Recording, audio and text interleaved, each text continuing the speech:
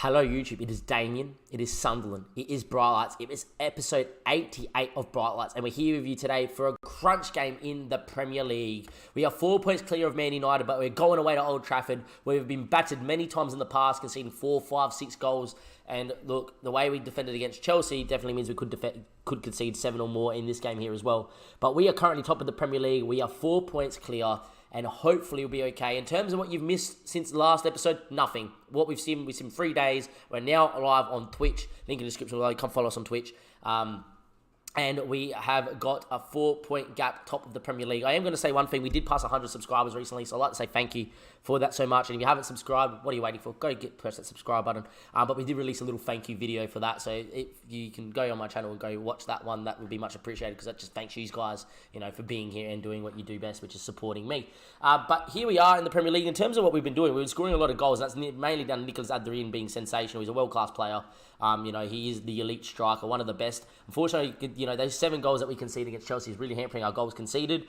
But we do have a goal difference of 20. We have the best goal difference in the league, and we have the best points tally in the league, which means we're having a very good year. So as long as we don't get absolutely battered by Man United, I would reckon that, we're on for quite a year. Arthur's obviously going to go and play as that advanced playmaker and support, with Dosek as a deeper line playmaker. But Daniel should be fit enough for this game to at least start. But we are going to go with Smith, Moreno, Daniel, Ives, Miranda, Dosek, Arthur, Haller, and No Nakamura and Adrian. The only reason Smithies misses out is Smith, since I dropped him, has actually started to grow, and he's got his 1-on-1 to 15. His shot stopping is now getting decently good. So I'm going to give him this month, the month of December, to really prove if he wants to be first team keeper here, or if we're going to go and buy a goalkeeper ourselves. Because of the injuries that are around, I have gone and put Burgess and Kim Jam on the bench with Durant, Kante, and Dia. Donaldson's coming in, and we have to talk about Donaldson because he's been growing sensationally as well. Mr. Donaldson, Bob, as I love to call him, just the name Bob, you got to love the name Bob, was obviously in our youth intake last season, and he has developed into quite the goods. He's got a lot of green stats, like very good physicals for a 16-year-old, but the thing is look, he's got, 9 composure, that will get into 11 very easily. 8 concentration, that will get to 11s very easily. Off the ball's already at 9, that's going to get to 11s very easily. Work rate's at 8, that's going to get to 11s very easily. Passing's already at 10, that's going to get to, 11 this season, and then all of a sudden he looks so good. But then there's a lot of 13s, 14s at 16 that are going to be 15, 16, 17, 18s. Those physicals, by the time it gets to about 20, they're all going to be basically 15 or above. His crossing and dribbling is going to be 15 or above. His first touch is going to be, 15 or above. His passing is going to be about 13. His technique's going to be quite good. His flair is going to be past 11. I feel like just as a winger, he's sensational. So I'm actually going to give him a little bit of time in off the bench and see if we can build something. Lucky last thing we need to mention before we get into this game is Avriel. I've offered him a contract, and even though he's played 48 games at 27 goals for his national side, they reckon because he's only played one of the last 3 games for South Africa this year, that they've only played 3 games, that he's not played enough games to get a work permit. I'm trying to get him a contract. I'm hoping on appeal we do get it, because he's going to get 100k per week. But if he doesn't, I'm going to be quite upset and quite annoyed that we can't get him a work permit. Work permits are also going to screw us over as well. In terms of the bench, got in Tim, Smithies, Wallace, King, Ballo, and Iverson. We could put maybe King there. We could put Tim there. I'm going to put Donaldson and just see if he can grow a little bit with some of the fixtures we've got coming up. He will get a squad number. He doesn't have a preferred number, but, if I can give him like something, cool, we will. We'll give him El Shaarawy 90. Nah, we won't 92. We'll give him the El Shaarawy 92, because El Shaarawy was a distinct number, and we'll give him a distinct number just so you know that it was Bob Donaldson that has it. Anyway, we are going to continue on to this Man United game versus Sunderland. Look, they've got a very good team. Abreu is a new Portuguese player that they picked up that I actually don't think is that great. But, Pogba, Govolan, Pavard, Dalot, De Gea. The fullback is sensational, the Serbian that we nearly signed many years ago when he was at 16, 17. De Gea's he's still a cat. He's still world class.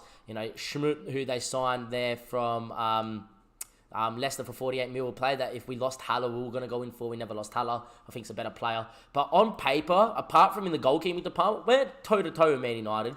We need to obviously revenge, the pumping we took against them last time.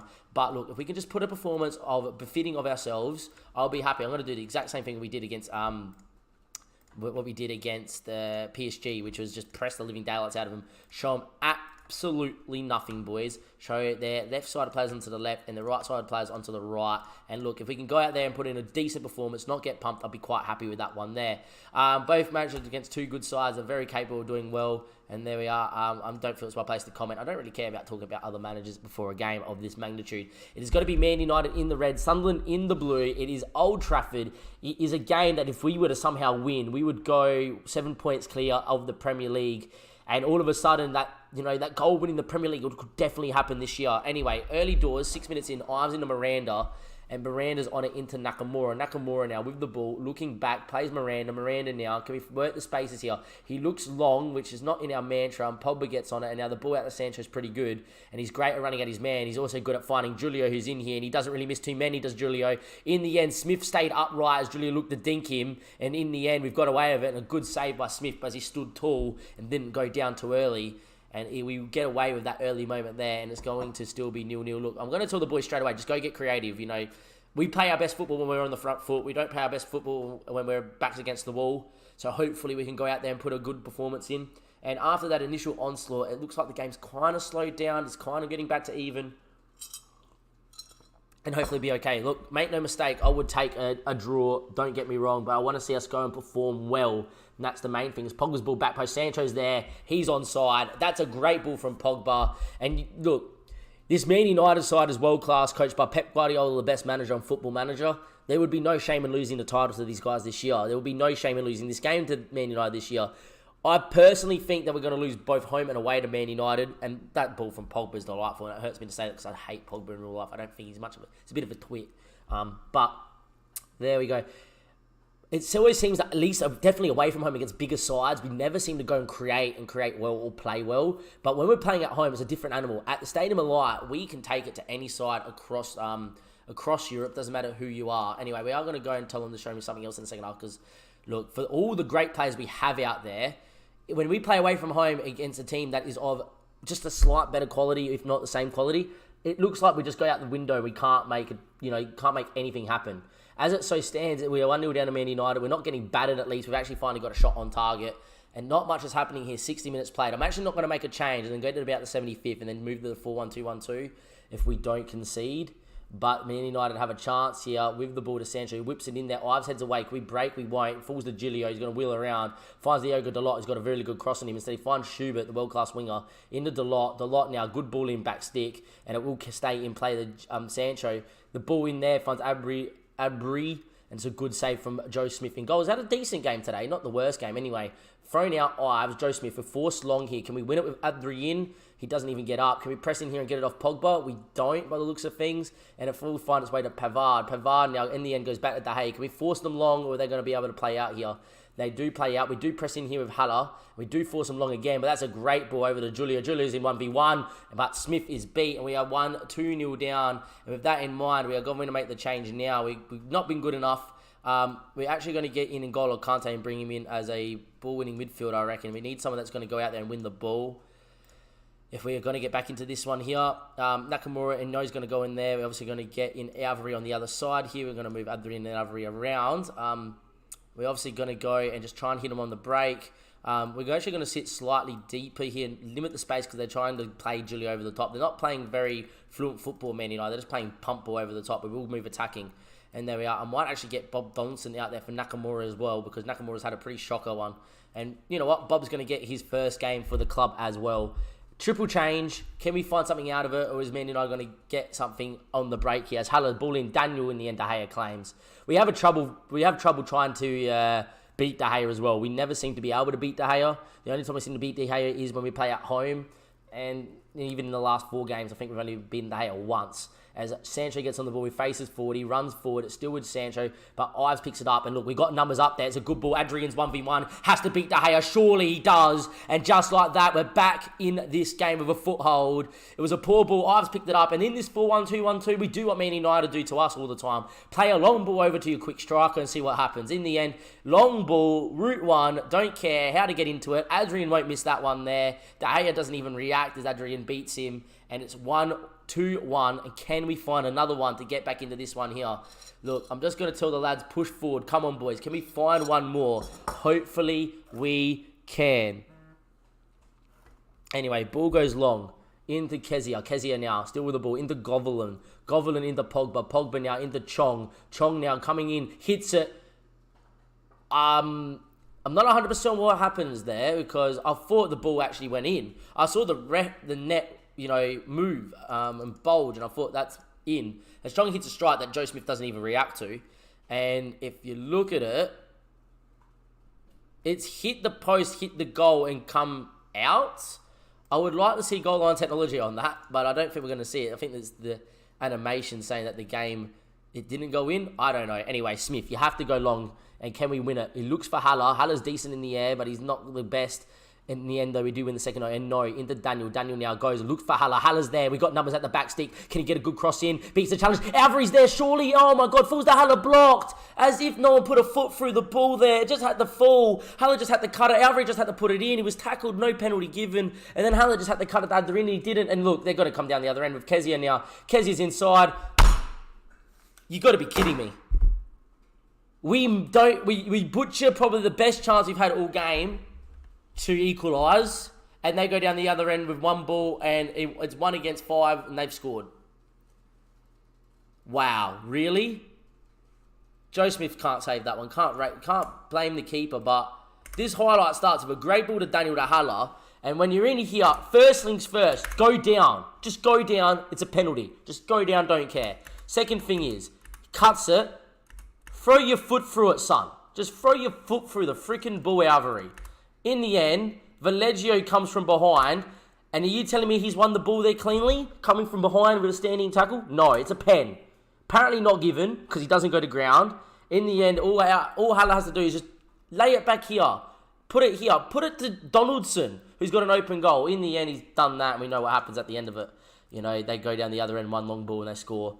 And it's probably game over. Barring us scoring, from this kickoff, I doubt it's going to happen. Anyway, ball in the Chong. It would be against the way the game's been played if we were to go and concede and go 4-1 down. Anyway, no, ball towards Adrian. Good touch. Beats one. Still running is Adrian. Still running is Adrian. Still running is Adrian. What a run from Nicholas Adrian. He got the ball at about halfway. Great touch. Beat a couple. And all of a sudden, after a minute after them scoring to make it 3-1, it's back to where it was. 3-2. We're back behind by a goal. Can we find one? He shakes his man off. De Gea's not going to save that. And there we go. All right, boys. Very attacking. Very attacking and push the frick forward. Could we find that equaliser? 3-2. It's a highlight. It's the 90th minute. Joe Smith goes long. Doesn't hit a target at all. And that's this poor kicking and passing being poor. You need to hit Alvarez's head there or a contest so we can at least try and win the second ball. Instead, he gives it straight to their left back, and now Govelin's running forward. It's a good ball out there to Mr. Smith. Smith now, his ball in back stick. Sancho with the header. Smith with fingertips onto the bar to keep us in it. And there we go. Good save there by Joe Smith in goals. No one at the back's had a good game, but, at least up front we've had a decent one. Look, a great game of football for the neutral. We lose 3-2. We weren't at our best at all, but we had our moments in the game, and to be quite honest, when they scored their third, we really should have made it 2-2. Haller didn't give us his best moment, did he? Anyway, I'm far from pleased with what I just saw from the team because, to be honest, if we could get a draw, and I feel like we were good enough to get a draw today, we would still be 4 points clear. As it so stands, we are only 1 point clear on the top of the table. Obviously, we're going to do this for them. Then can we talk about Sunderland, please? And off we go. And yeah, we have got a game against Brighton coming up, but that's not what you guys are going to see next. What we are going to see next is on the 14th. We have the Champions League draw for the first knockout round. And let's just hope that we don't go and get another big side that has finished second in their group. I've already seen that Madrid's finished top in their group, so we don't have to worry about them this year. Anyhow, we'll be back in just a second. Don't go anywhere. Champions League draw coming up in just a tick. Welcome back, YouTube. Champions League first round draw. Can we go and get a better draw than last season? Let's find out. Champions League song is going true. And can we find a way to get a better draw? Let's have a look who we do and don't want. Atletico and Inter straight away we don't want. I believe we can't get Liverpool. So we can't get Liverpool. PSG we can't get because they came out of our group as well. So in terms of teams that we can't get, Liverpool and PSG is two of the bigger ones. Obviously, we'd rather get Genk, PSV or Leipzig. Those are the big three. I wouldn't mind Inter because we beat Inter in the past and we beat Milan a few years ago in the Europa League when we first made it. So there's 5 teams there I wouldn't mind, and there's some teams that we obviously would love to avoid. First out the hat is going to be Liverpool. We can't get drawn against them in the first knockout round. They get Bayern. Big tie for Liverpool, same as real life. Leipzig, wouldn't mind Leipzig, a crack at Leipzig. Madrid. Okay, next one is Genk. Please, Sunderland! Spurs, the lucky pricks.